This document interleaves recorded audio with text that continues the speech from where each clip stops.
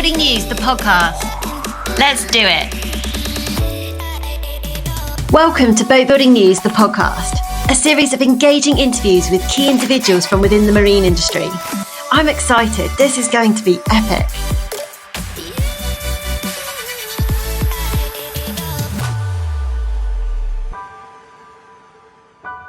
BoatLife is fast approaching. Richard Tubb takes a break from planning to speak on the podcast about the exciting upcoming event. Hi, Richard. Thanks for joining us. Hey, Holly, how's it going? Yeah, really good. And thank you so much, because this must be one of the busiest weeks of your whole entire year. Yeah, pretty much. We go on site a week in 2 days, so 9 days away. Yep. So it's crazy at the moment. Crazy Despite time planning and preparing. Yeah, I was going to say, despite all of the 10, 12 months of planning, it's always just a crazy rush at the end. Controlled, but yeah, there's always things that crop up or help the exhibitors need, or things that, ideas that come in last minute. Oh, really? Right, when everyone realises it's right in front of them and they need to act on a few things that are in their head. Exactly that, yeah. Oh, amazing. So I'm personally really looking forward to BoatLife. So I absolutely can't wait. I'm counting the days.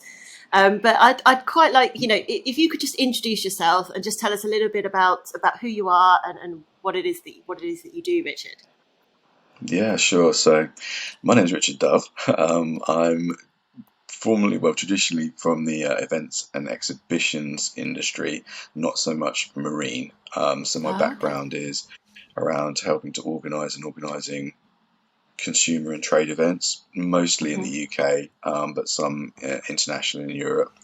And that ranges from small trade shows at conference centres up to large scale outdoor public events, things like Farnborough Air Show and Grand Designs Live and things like that. So and I spent kind of most of my career really in that events industry, working on a range of different events, and that included Southampton and London boat shows for quite a long time behind the scenes with the ops team there. So planning out the layouts and updating floor plans and being on site during build up and that kind of thing. So I've kind of got a wide range of experience, I guess, in many aspects of events. Yeah, sure. So you're more of an event specialist as opposed to a marine specialist.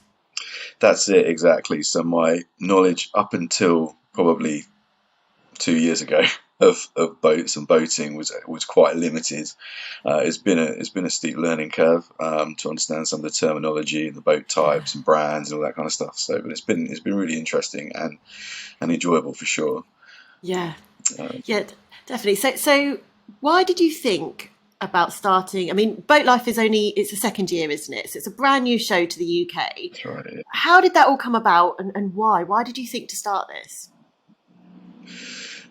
So I think because of my events background, I took some time out a few years ago, did a bit of travelling, and it was actually sort of just before lockdown. I was in South America, and I ended up being locked down in Colombia actually for about 3 months.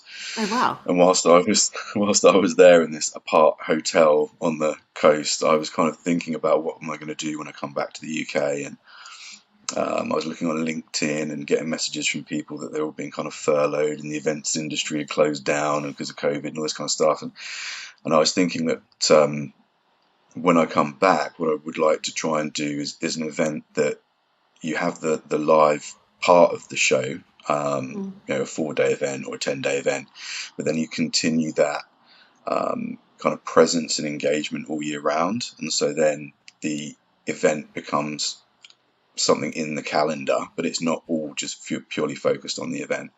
And in that way, if the event does get postponed or cancelled, you've still got that connection with the audience and the exhibitors, that you're keeping that going. And so then that way, if it is the event is affected, it's not as much of a disaster. So that was kind of my idea. And then I came back and met a few old work colleagues that I used to work at Southampton, British Marine, and Hmm. London Boat Shows with. And obviously, there isn't a pre-season boat show anymore because London Boat Show doesn't run in the UK. So I figured that there was a demand for that. Did a little bit of research, spoke to a few kind of some of the bigger boat companies, and they did say that they, whilst not necessarily in London, they did miss a pre-boat show at the beginning of the season, which is Mm. before the season, opposite sort of end of the calendar to Southampton, and ideally, away from the south coast.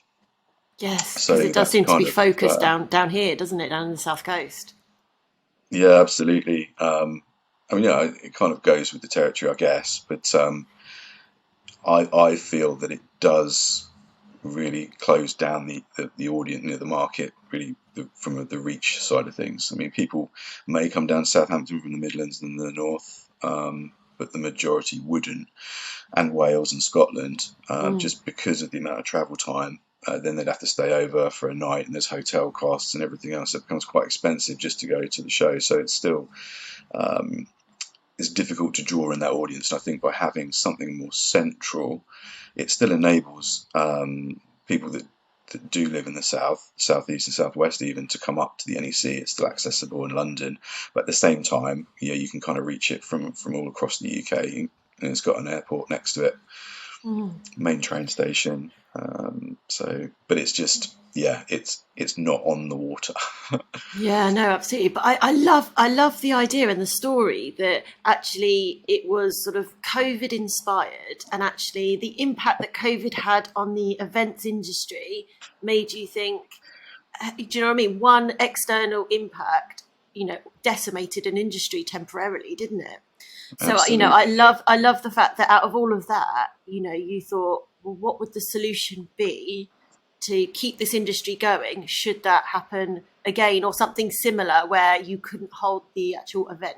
You know, That's it. could we still network? Could we adjust how we do that? And I think that solutions led approach, um, you know, born from It was COVID. also Yeah, sorry, I was going to say it's also I was kind of trying to look at the return on investment for exhibitors for events, Mm, because the way things have moved a lot more online now. Exhibitors have got so many, or businesses have got so many different ways they can spend their marketing budget. yeah. And before, decades ago, events were the big way to do that. Whereas now, crunching the numbers, looking at hotel costs, transportation, staff on site, getting all the stock there, all the boats there, the whole thing adds up to become quite an expensive deal for an exhibitor. So Yes. uh, that was the other reason, I think, of trying to continue the BoatLife brand throughout the year, is so that we can keep that engagement going throughout the year, and then that kind Mm. of gives exhibitors more return on booking into the show, basically, because they get all year round kind of engagement and exposure. Yeah, I mean, I suppose for an exhibitor attending a show, but you're already starting on a minus because you've got to factor in all those costs. So the pressure is on. That show has to be successful for you because otherwise you're It at a has to loss. perform. Yeah, absolutely. So there is that pressure side to it for sure.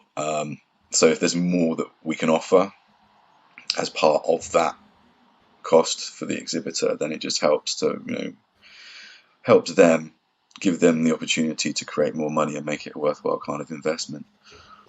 Yeah, I mean, do you have you got one eye on the fact that you think? I mean, do events give value? I mean, are we heading towards a time where people, you know, are networking elsewhere, or do you know what I mean? Are we seeing the death of events? Is what I'm trying to say.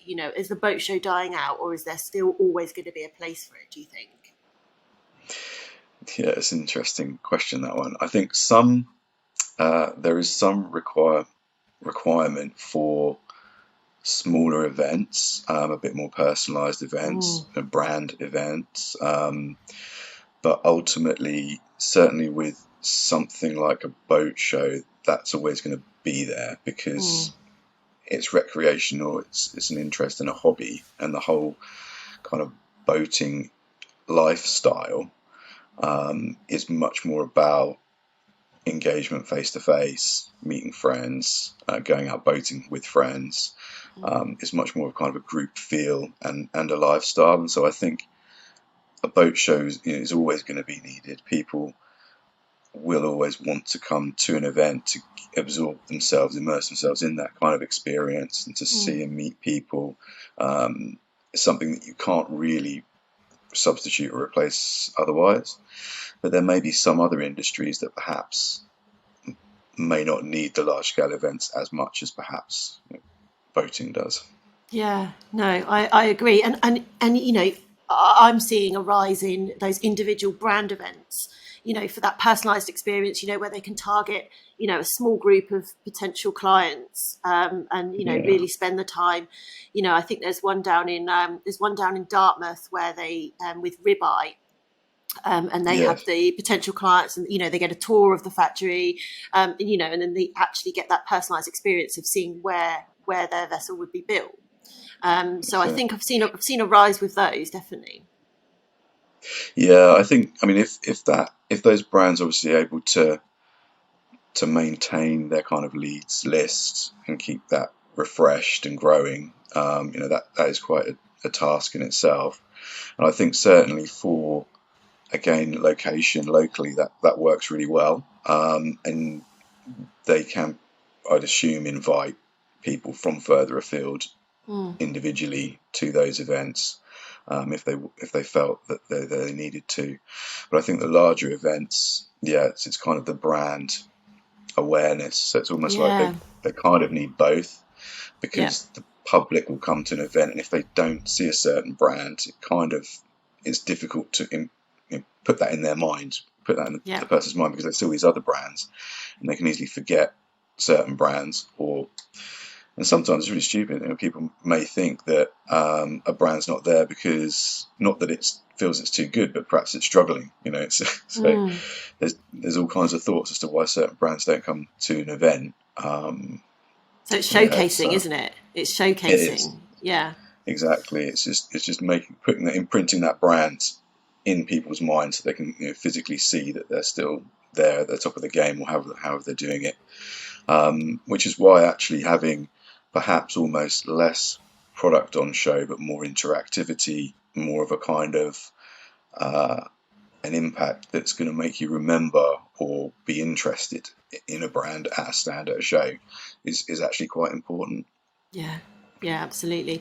So with regards to the live show that's happening the week after next, it must be quite a large team effort to put that on. So tell us a bit about the team behind it.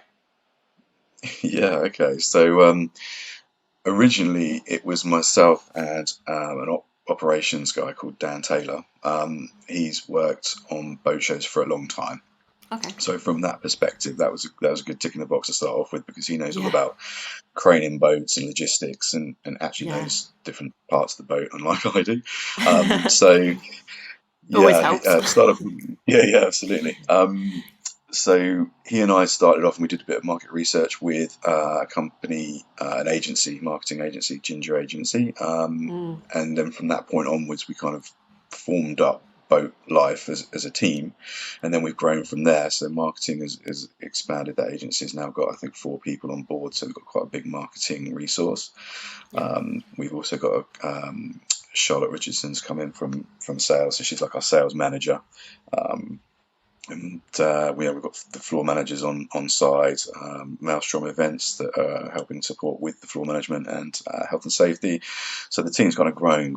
And I think yeah, once this show's finished, we'll be in a position where we can perhaps take on more from the sales perspective, yeah. because we really want to try and grow the show for 2024. Yeah, I mean, how nerve-wracking was it putting on a brand new show, or were you completely confident that it would be a huge success? Did you plan for more shows, or did you just think, let's see how the first one goes? Um, Honestly, I wasn't sure how it was going to go.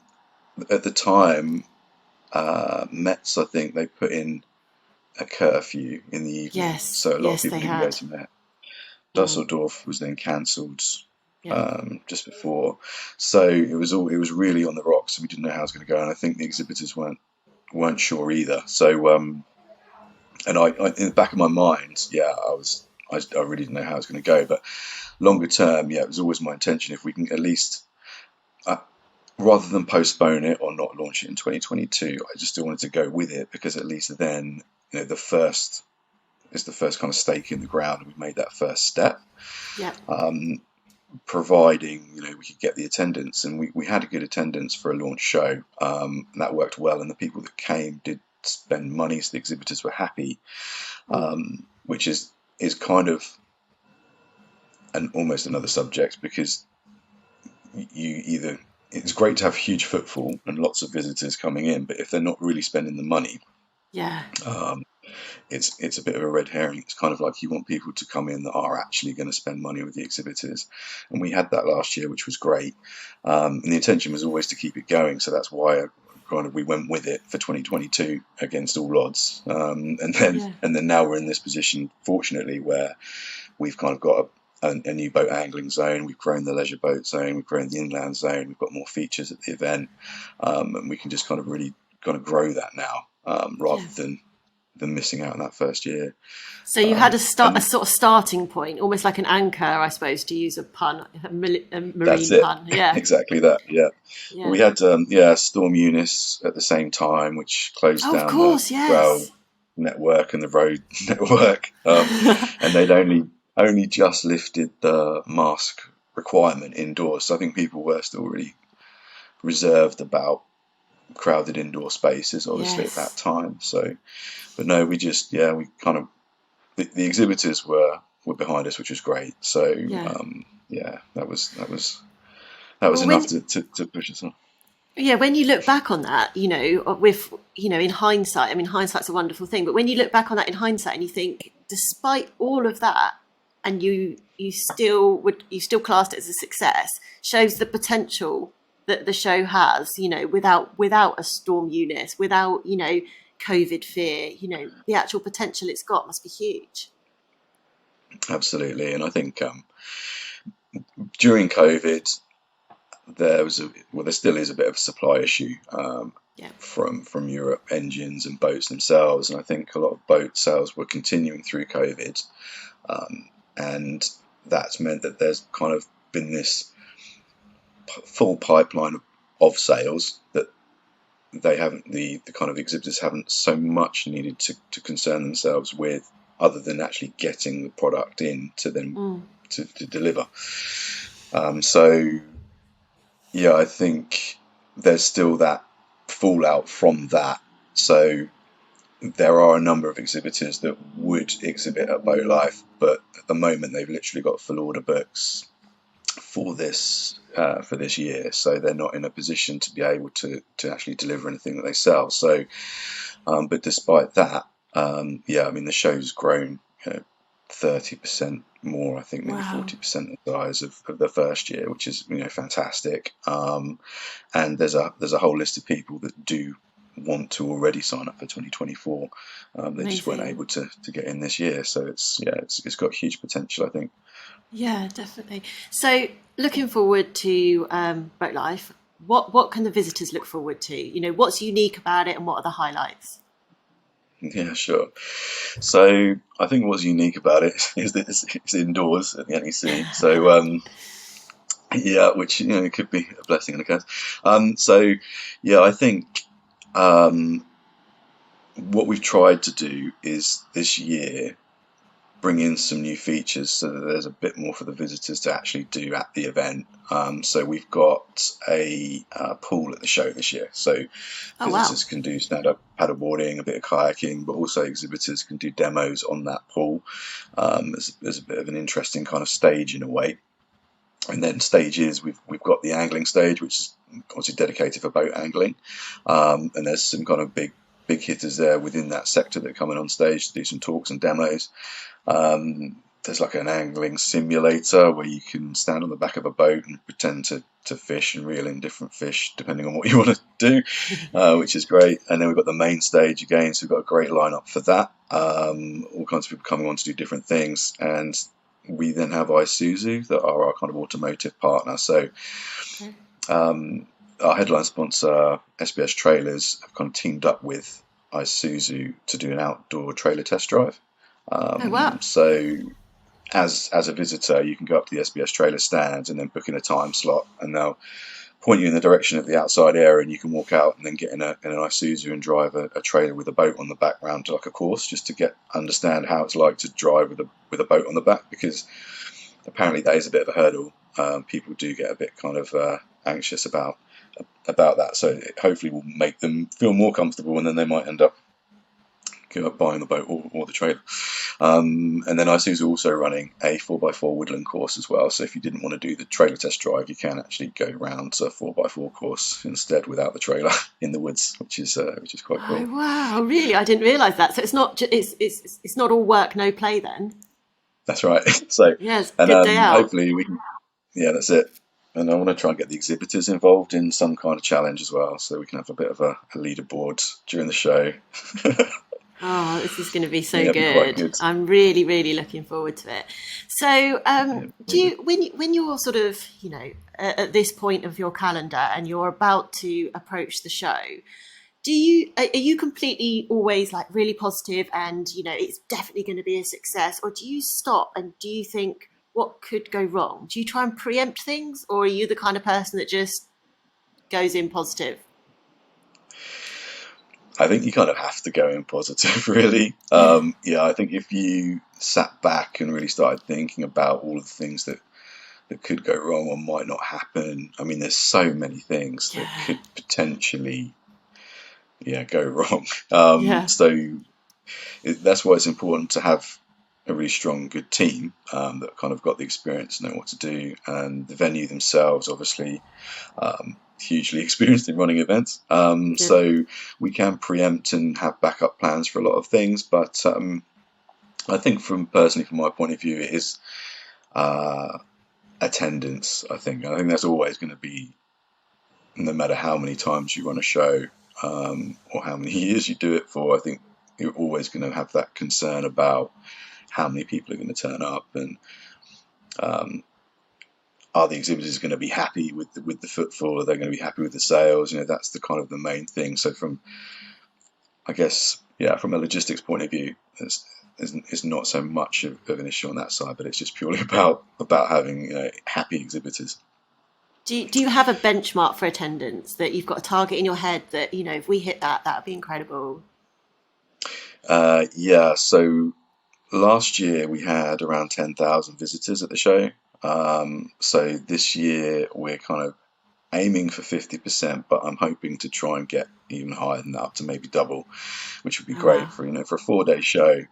Yeah. That would be huge in the second year. I mean, that's massive. So that's what I'm hoping for. And I'm also hoping, we don't have another storm Eunice that's gonna close everything down. Right. Although I That would did see just be, snow was forecast next week. oh, you're joking. Yeah, that would be it. I'm I feeling don't. like Yeah, I can get I don't away want with to it at the jinx. moment. I don't want to jinx it, but apparently so. No, cheers, Ollie. Oh, I think it's the Yeah, week before, so I think you might be all right. Hopefully. that's it. Yeah, So that would be what does ironic the because I was going to say it's half term for some that week when BoatLife's on, so there'll be some people that will go away skiing. So it would be ironic if it is actually snowing in the UK. Yeah, But that's true. That is true. So, what are your plans? What are your plans for boat life? If we're going to look sort of medium to long term, what plans do you have for it? yeah, I think I kind of want it to become a real sort of fixed national boat show pre-season that kind of everyone knows about. So when they think about a boat show, they think Southampton Boat Show and they think BoatLife. And there are some other great South Coast shows as well that are coming out. MGR Marinas are doing some really good stuff. Yeah. Premier with their events. So I think, but as a pre-season event, I'd just like to really make that mark. So it's beginning of the year, Dusseldorf Boat Life. That would be great. Yeah. Sort of cemented Um, in the calendar.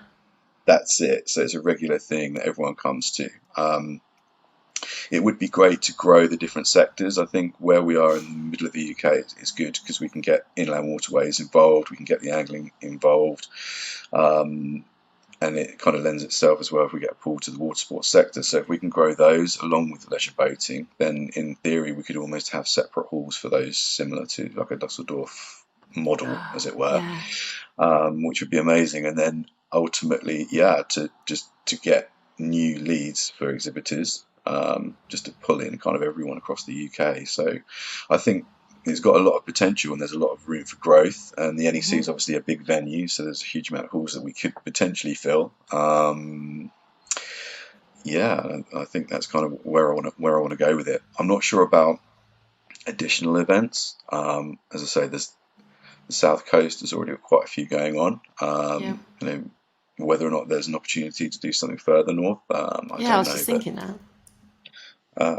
yeah, I think certainly for BoatLife for the next few shows is just focusing on really trying to grow that, ramp up the marketing throughout the year, and just kind of get that awareness out. So, as an exhibitor, you feel that you have to kind of be involved in that to get more fresh new leads and business.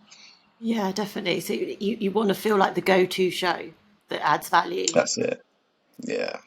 And that Awesome. pre-season. I mean, if we can bring it forward a week, maybe. I think because some of the boat dealers, when they take orders, they fall into certain months, and I think we miss May or something. So if someone makes an order for a boat, it gets delivered in June, I think, at the moment, which is obviously middle of the summer, so it's a bit too late. But if we can pull it Yeah, forward a slightly week, too but not late. too close to Dusseldorf, then that would be good. And then I'd like to move it to Hall 5, ideally, because it has higher headroom and it's got a really Oh, high bay okay. in the middle, so we can get yacht masts up, which would be great. Yeah, that would I be just need good. to get some yachts in there. That's the thing. It's more expensive and much more hassle to get a sailing yacht up to Birmingham because you've got to de-rig it, Yeah. and then and you need to have a mast up really on a sailing boat just for that kind of wow factor, the impact. It Yeah, doesn't quite 100%. have that same effect if there's no mast. So, No. and also there's a lake at the NEC, and that is near Hall 5. So I don't know. There might be some crazy people that want to use the lake in February, but at least if we have it as an option, perhaps we can get temporary, you know, marina type style on it with a few test Yeah. drive ribs or something, that kind of stuff. So Yeah. I can almost see the ideas whizzing around your head. Do you know what I mean? yeah, You're just sat there reeling off all these things that are in your head for the next few years and what it could look like, and it's a brilliant vision. yeah. Well, I'm trying not to give away too much. I've given away some really big things there, but yeah, I think there is the potential for sure. Yeah, Okay. in the middle of the country, beginning of the year. Yeah, it could be something that could turn into quite a huge event. Awesome. Okay. So I've got a couple of final questions for you. The first one is, if you had three words to describe boat life, which three would they be? I would say lifestyle, Yep. fun, Love that one. and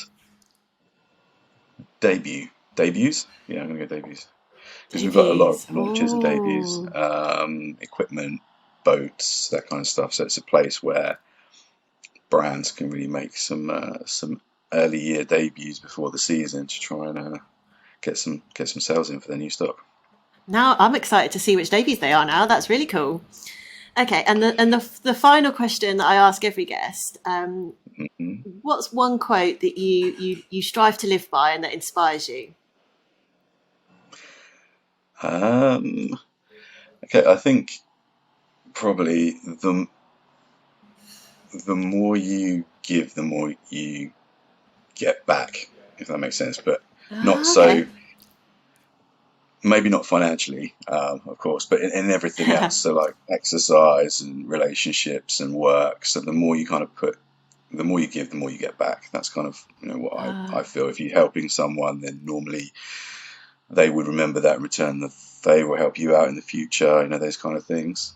I yeah, think I if you're going love to do that. It's like the something, more you put in, like the more you get out, isn't it? yeah, exactly. Oh, I Yeah, the really more you love give that. things back. So that's what I go with. Try not to do Awesome. things, cut corners or half-heartedly and that kind of stuff. It's like, if you really get involved, then you get more out of it. Yeah, awesome. I love that. Well, thank you so much for your time. I cannot wait for a couple of weeks' time up in Birmingham. And it'd Yeah, be really good it'd to be catch good up to with see you. you up there. Absolutely. Hopefully, if Chris Manners lets us, we can have a drink on the back of one of his sea lines. I think he's got a new debut, UK first, I think, at the show. Yeah, for a sea line yacht, so that'd be great. That sounds really cool. I will look forward to seeing you then, Richard. Thank you very much indeed, Holly. It's been a pleasure. No worries. Speak to you soon. Take care. Bye-bye. I really hope you've enjoyed this episode. If you have, then it would be awesome if you could leave a rating or a review. Don't forget to subscribe so you can listen to us again. See you soon.